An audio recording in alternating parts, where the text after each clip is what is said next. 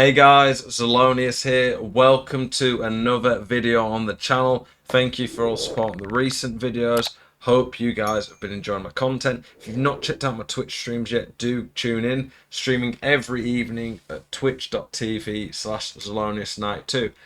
This video today, we are going to give you guys 10 top tips to improve at EAFC 24. The first 5 are going to be not gameplay. The first 5 are going to be menu type stuff, ways to build a better team. And then the number 6 to 10 are all going to be gameplay related. I've probably played like 40, 50 games at this point, so I feel like I'm starting to understand the game a lot better. But let's get into it. So the first one we're going to look at is chemistry. How important chemistry is.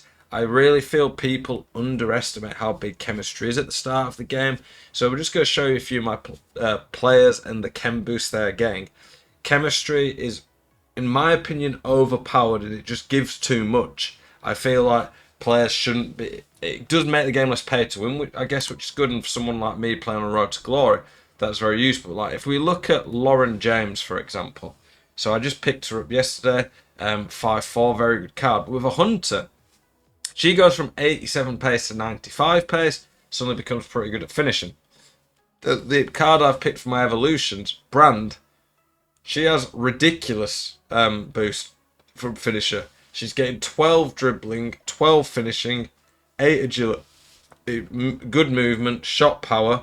It turns cards from fairly good into absolutely insane. Chemistry, I really don't think it's too hard to do. I think especially if you've got more coins and you put 1 or 2 icons in, icons make it very easy this year. But chemistry is definitely something you should not be neglecting. I would rather have a worse on paper team with pretty much full chemistry and everyone getting the full boost than a really good team with like 15, 16 chemistry. Because at that point they're going to not get any of the chem boost, and the chem boost make a big difference. Get a manager who's giving the boost if you're really struggling, that can definitely help. The league, the manager does as well, is useful, but honestly, I don't think chemistry is that hard to do. And now we've got female players, there's a lot more options in general. The second thing I want to talk about, top tip, is play styles. Now, I did a video going in depth on play styles yesterday. I'm not going to go through every single one today, but play styles are definitely something you should be considering when you look at players. Georgia Stanway, pretty good card in general when you look at her stats, but then when you look at her play styles, she's got very good passing. She's got the gold ping pass. The long pass is good. She's got a pretty useful defending play style. And then she's got very good stats for on the ball.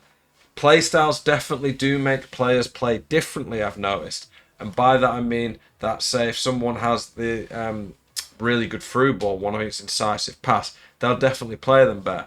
Players like Lauren James who have rapid and quick step are noticeably a lot better to sprint with. Don't, in my opinion, pick players solely on the attributes. Ignore the playstyles. I think the playstyles are really strong, potentially a bit too strong, so definitely consider them when it comes to building your team. Evolutions.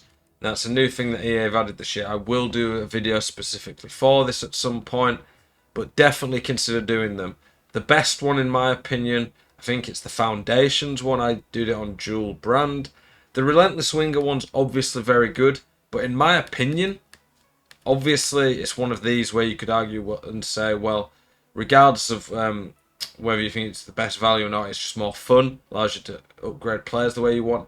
Definitely can see that. But in terms of the cost of it, 50k at this point could get you a player probably better than any of these that you could upgrade. Maybe someone like Fatty with this is worth more than 50k, but these cards do become tradable, so be very careful when it comes to doing these ones where it costs money. It's like a mini SBC to some extent, but there will be some pretty OP ones you can do. To be fair, I picked, for me, you can see here, I picked Dual Brand. She now has a 5-star weak foot. Again, she had some pretty nice play styles, and she's got really good pace, and with the chem style, really good finishing, dribbling, pretty good physical. She's very good. I would say with the evolutions, don't just purely build or do evolutions just on what the meta is. I would try use it to have more fun, and it gives you a lot of good options. Objectives. early on in the game, whether or not you spent a lot of money or you're doing a road to glory, it's even more important road to glory. But the objectives are important. The season packs now are actually fairly good. I mean, you can actually get pretty good rewards for these. The Nike Mad Ready, very easy to do. You could very easily, in my opinion, just go do this with a friend or do it in friendlies. The seasonal ones, you'll get a lot of these just by playing the game. Much, much better, in my opinion, from EA. In the past, you couldn't really get it just by playing the game. So I'm very happy to see that EA seem to be fixing this and making it easier to work through the season. And then a lot of these objectives are very much just going to work through them anyway. But there are some like, let me find it, the League Mastery. You can do this very quickly in friendlies with your mates, but you can get a Jumbo Rare player pack from it. The Moments Mastery. This is a very easy one to do in Moments. Go do these, get your packs. I got really bad pack luck from it, but you will have a very good chance ultimately of getting something good if you do them all. Don't miss out on that. And then the last one, this kind of works in towards gameplay, is play Rivals. I wouldn't play Rivals until you've got at least some semblance of a decent squad to be using, but Rivals is going to be the best way to improve. Ultimately, you'll end up getting to the point where you start playing people around your level. That is much better in my opinion. That is the way you're going to improve. Rivals is the best mode for that, where you should get consistent matchmaking. Now let's start looking at some actual gameplay, where we start looking at some gameplay tips, some of the things that I've picked up from my first few days of playing EAFC. First gameplay tip that I'm going to talk about that I think you 100% need to be utilising is set pieces, taking your free kicks properly. Free kicks are amazing on this year's game. I scored them, I'd say probably 3/4 the free kicks I get around the edge of the box, I'm probably scoring them. They've even put a man on the line here. One, having someone in your team who can actually take them, pretty good, useful. Don't think the dead ball playstyle is needed, but it's definitely helpful. But here, Patelas, I have her on loan, but this is in co-op with one of my friend's teams, so he has her. You pretty much aim it around that side, either in between or to the side of the first player, and then you put about 3 bars of power, and it bends into the top corner, even over the man on the line. This works with a left footer from here into that corner, on the other side a right footer into that corner. Very simple and easy to do. If you're not scoring free kicks, you are missing out on easy goals that 100% should be a part of your game. Tip number 7 we are talking about. We're back on the set pieces. We are looking at corners. I am going to do a video dedicated to corners later today that you definitely should be checking out. Corners and free kicks and pretty much free goals on EAFC 24. Very simple. You put a right footer to do an in-swinging corner from this side. On the other side would be a left footer. You aim it ever so slightly. So the penalty spot's there. Aim it about this much inside the line. Say with a left foot would be slightly inside. On the other side, switch to your best aerial player. So for me, it's Rudiger. Let me see if I can get the power, show how much power I've got. The power was about there. Let's freeze it on that exact bit so you can see. You can see there about 2.5 to 3 bars of power. I've pressed L1 to switch, press square to take it, and then it starts letting me run. I press square again once I'm in the right position, swing it near post. Keepers don't really come out for these. They do if people move the keeper. If they do that, in the corner video I'll show how to deal with that. And then there, easy header. You can see there the playstyle activated as well. Gets a really good leap and an easy header.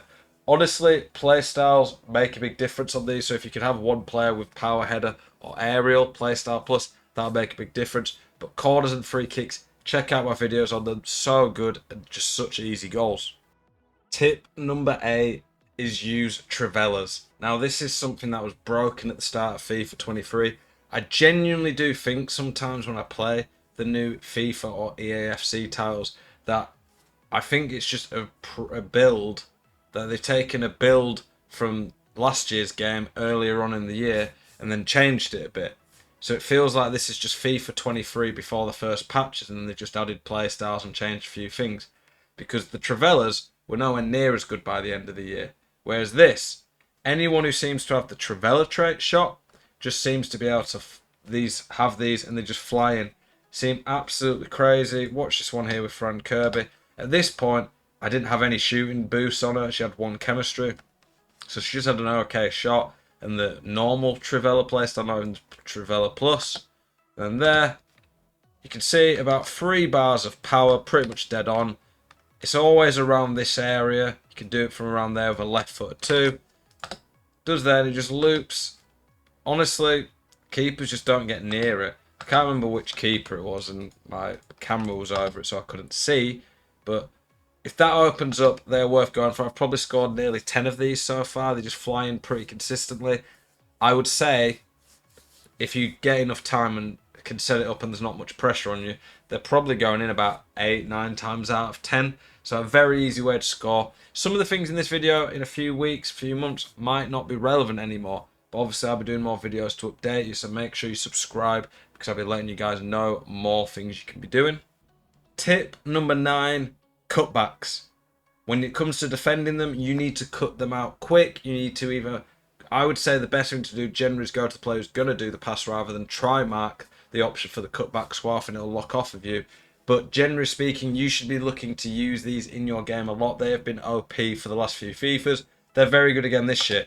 This was not the best defending by me. I should have been going there and trying to cover him running round. But even so, I've got Rudiger who's fairly fast. This is Gabby Jesus who's not very quick. And he just burns me for pace.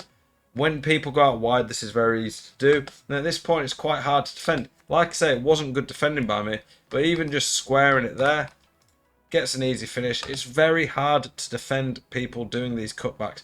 And normally there's always great options around here. Utilize these, look for them. You will get a lot of goals genuinely just by being able to run down the line and square it. Here is another example of me scoring a goal from a cutback. Literally there with Ferran Torres. It's not even that fast. Just big right stick touches, run down the line, square it. You normally got an option there. And then take a touch and hit it. Cutbacks are so OP on this game. Tip number 10 is be calm, composed, and keep the ball well. One of the number 1 tips I give to people when it comes to coaching is up your pass accuracy percentage. Simply put, if you have 95% passing, it means you are losing the ball 1 in 20 passes. That is not a lot. If you have 90%, you are losing it 1 in 10. If you have 80%, and I see this regularly, sometimes even lower, you are giving the ball away 1 in 5 passes. If you are giving the ball away 1 out of 5 times that you pass it, how are you ever going to build up an attack properly? And simply put, when you do this, you can't score if you don't have the ball and your opponent can. So look what I'm doing here. One of the best ways to improve at the game is to up your composure. Be calm in possession. Be confident playing it to players who do have people near them, because if you do it right and can play out of the press, you will be able to open people up. But also be very careful when you do play it to players who are marked that you know exactly what to do. You know when to turn. You know when to play first time. And play styles will help a lot with this. Tiki-taka, pinged pass, press proven. Some of these play styles are going to allow you to do this more. Here, it was quite congested. I didn't really have any options, so I did a long pass. Know when to switch it to give yourself more space. Here, I've got a lot of space. Here, there's not a lot around here, so I go backwards. A lot of people never go backwards. When you only ever go forward, you become very predictable and very easy to play against. So for me, going backwards, being willing to spread the ball about, this will make you a far better player. It's not just possession for the sake of possession. You're not just time wasting. You are keeping the ball well, working the opposition, trying to create space, and ultimately it should pay off. Here, great build-up by me. If I don't red time this, if I green it, I score. Red timing it, and it's still nearly winning. But all that build-up, few minutes of build-up, keeping the ball, playing it near my opponent, but being calm under pressure, knowing the limits of how I can play, switching it, going backwards to build up again, all these will help make you a far better player. And it's one of the best ways you can improve when you get calmer in possession and give the ball away less. Hopefully these tips have helped you out, guys. I appreciate, as always, the support on the channel. Thank you very much for watching. If you've got any questions, any videos you want to see, or any more tips, let me know. I'm here for you guys. Peace.